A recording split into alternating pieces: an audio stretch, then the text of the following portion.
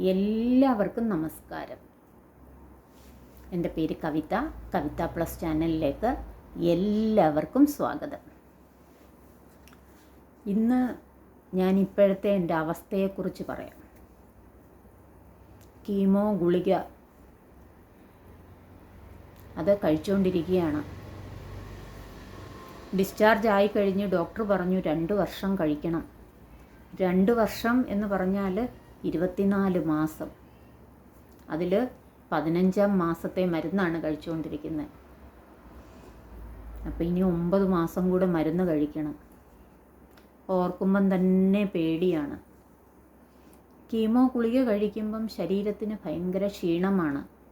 ഛർദിൽ, എപ്പോഴും ഛർദിക്കണം എന്ന ചിന്ത, കിടക്കണം എന്ന ചിന്ത, വയറിന് ബുദ്ധിമുട്ട്, ഇങ്ങനെയുള്ള പ്രശ്നങ്ങളാണ്. ആകെ എല്ലാവരെയും കാണുമ്പം ഒരുമാതിരി വല്ലാത്തൊരവസ്ഥ. അതിനിയും 9 മാസം കൂടി സഹിക്കണമല്ലോ എന്നോർക്കുമ്പോൾ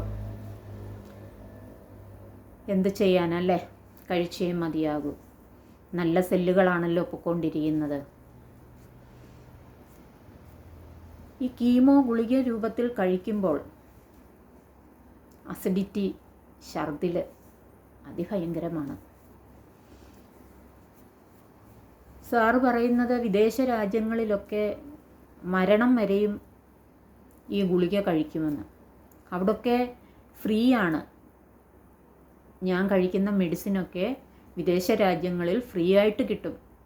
അവർ പ്രായമായി എന്നാണ് മരിക്കുന്നത്, ആ മരണം വരെയും അവർ ഈ ഗുളിക കഴിച്ചുകൊണ്ടിരിക്കും. ഞാൻ ഓർക്കും, അവർക്ക് ഈ ക്ഷീണമില്ലേ, ഈ അവസ്ഥകളില്ലേ? ഈ അവസ്ഥകളുണ്ടെങ്കിലും ഞാൻ കിടക്കാറില്ല. ഞാനങ്ങനെ ഹാപ്പി ആയിട്ട് തന്നെ നടക്കും. തീരെ ചില സമയത്ത് വയ്യായെങ്കിലുള്ള ആ ഒരു ബുദ്ധിമുട്ടേ ഉള്ളൂ. കാലാവസ്ഥ ചേഞ്ച് ആകുമ്പോഴും ഒക്കെ ഉണ്ടാകുന്ന ഒരു ചിലപ്പോൾ ഒരു ക്ഷീണം, ഒന്ന് കിടക്കണം. അന്നേരം ഒരു 10-15 മിനിറ്റ് കിടന്നു കഴിയുമ്പോൾ ആ ക്ഷീണം മാറും. അതല്ലാതെ നമ്മൾ ഗുളികയൊക്കെ പുച്ഛിച്ചിട്ടിരിക്കുകയാണ്. ഗുളിക കഴിക്കുന്നെന്നും പറഞ്ഞ് നമുക്ക് കിടക്കാൻ പറ്റത്തില്ല. നമുക്ക് ചെയ്യാൻ ഒത്തിരി പണികളുണ്ട്. അവയെല്ലാം ചെയ്തു തീർക്കണം.